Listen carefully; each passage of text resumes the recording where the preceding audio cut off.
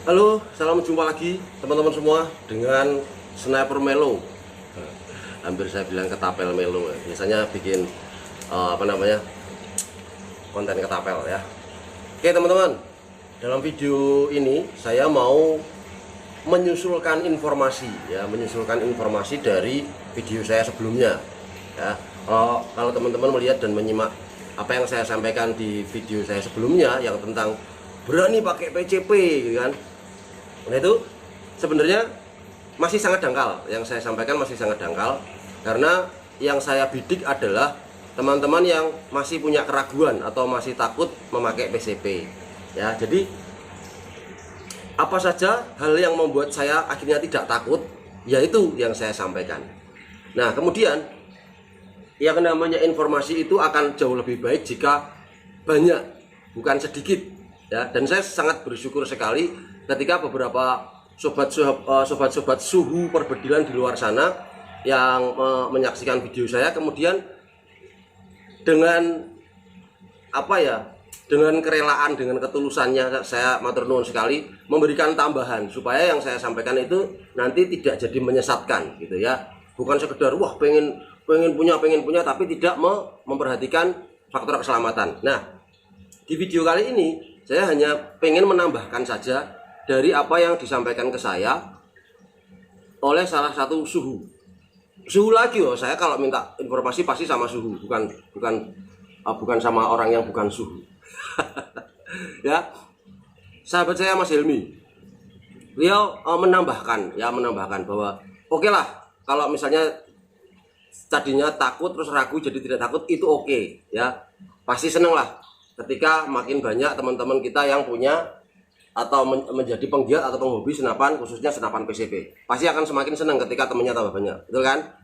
Nah, tapi ini Mas Hilmi memberitahukan ke saya bahwa ada beberapa, ini tentang yang saya bahas kemarin, meledak ya. Ini saya tambahin lagi. Ada banyak faktor atau banyak penyebab yang membuat senapan PCP ini menjadi sangat berbahaya, atau kasus-kasus meledak itu karena apa gitu kan. Nah, yang kemarin kan masih terlalu dangkal, masih sangat ya di permukaan. Kali ini saya mau mencoba menyampaikan apa yang disampaikan Mas Hilmi ke saya dengan bahasa saya ya. Mudah-mudahan teman-teman bisa terima, bisa memahami. Jadi Mas Hilmi bilang, saya bilang kemarin ketika terjadi ledakan pada tabung PCP itu terjadinya bukan karena robekan di tabung ya, bukan robekan di tabung, melainkan ada di drat. Saya kemarin bilang begitu kan.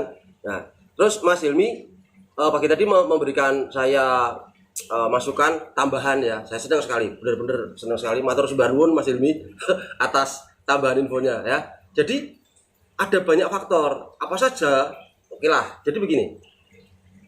Ternyata tidak semua maker, tidak semua tukang servis itu memahami PCP, tidak semua ya. Awas, hati-hati ya. Makanya kemarin saya waktu bilang kalau teman-teman mau beli, usahakan di penjual yang bertanggung jawab, amanah lah ya. Nah, bukan di situ saja. Penyebab tabung meledak itu adalah, yang pertama yang jelas adalah kualitas bahan.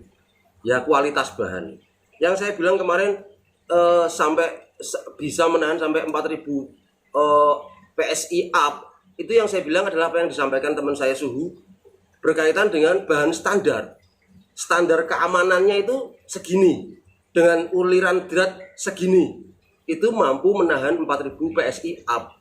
Nah, misalnya nih kita ketemu dengan penjual atau produsen senapan yang tidak begitu memperhatikan faktor keamanan, tidak begitu memperhatikan angka-angka standar, itu nanti akibatnya gimana? Nah, itu yang coba disampaikan Mas Hilmi ke saya ya. Jadi jangan sampai teman-teman nanti salah pilih tempat ya, salah pilih sehingga nanti rugi, celaka. Dan bila semakin banyak kecelakaan akan PCP, kemungkinan besar ya senapan ini nanti akan dibatasi ya. Kasihan teman-teman produsen juga yang benar-benar bikin dengan standar keamanan yang tinggi, jadi kena imbasnya. Maksud saya gitu ya. Oke, yang pertama itu tadi kualitas bahan ya. Teman-teman bisa cari di YouTube bahan-bahan apa saja sih yang bagus untuk membuat tabung PCP. Ada beberapa bahan, setahu saya ada dural, ada stainless steel, ada titanium, ada milenium. Setahu saya itu ya yang sering. Nah, jika misalnya Kuningan kayaknya ada juga ya teman-teman. Nah, misalnya nih ada maker yang penting dia tahu tekniknya, tahu caranya buat, tapi tidak memperhitungkan kualitas bahannya. Ya, pertama kualitas bahan, ketebalannya berapa? Ini dinding tabungnya kan ada ketebalannya. Ketebalannya itu berapa? Misalnya angka standar ada di 3 mm, ketebalan tabungnya itu ada 3 mm misalnya ya, kita ambil aja 3 mm. Terus kemudian, aku punya kok yang 1,5 mm, kuat, nanti kita bikin aja. Kan dari luar kan nggak kelihatan itu tebalnya berapa. Ini yang berbahaya teman-teman, ini yang berbahaya ya, karena saya yakin penjual-penjual yang amanah di luar sana sudah pasti bisa mempertanggungjawabkan apa yang mereka sampaikan. Mereka bilang tabungnya 3 mili ya 3 mili, mereka bilang tabungnya 2,5 mili ya 2,5 mili. Tapi saya hanya ingin memberikan teman-teman warning aja, karena tidak banyak penjual, tidak banyak maker, tidak banyak tukang servis yang memahami hal itu. Nanti yang rugi yang silakan teman-teman sendiri. Dari kualitas bahan, ketebalan, ya, kemudian ukurannya, OD-nya, outer diameternya. Punya saya ini titanium 38. Nah, semakin besar OD-nya, maka tekanan yang ada di dalam ini juga mungkin akan semakin gede gitu loh ya. Jika tidak diimbangi dengan ketebalan dinding tabung yang memadai, ya wes gampang jeblok. Paham ya teman-teman ya?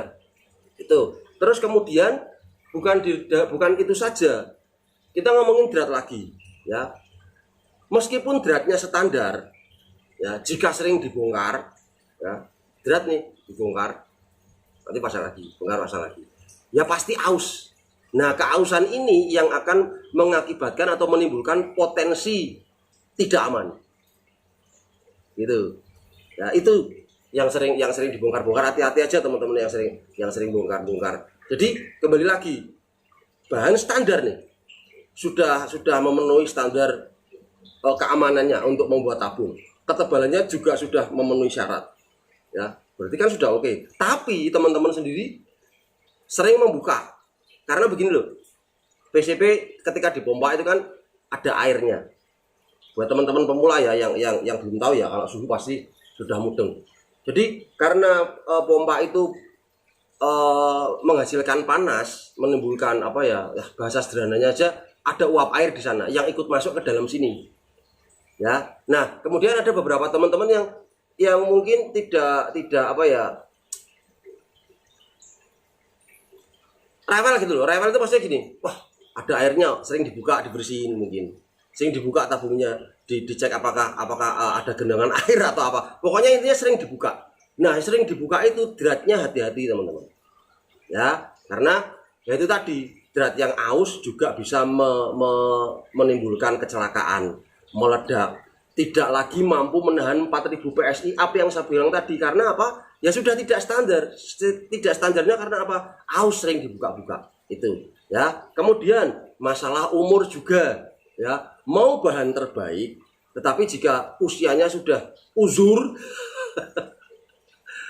ya sudah wayai apa ya, kalau bahasa Jawa itu wayai pensiun, masih dipaksakan untuk dipakai, ya resiko ditanggung penumpang gitu. Jadi yang bisa saya sampaikan ya, saya seorang pemula ketika diberikan penjelasan sedemikian rupa banyaknya, saya kemudian mikir, berarti misalnya nih, saya punya senapan PCP baru. Untuk keamanannya gimana ya? Saya tidak pernah buka, saya tidak pernah servis. Ya jangan.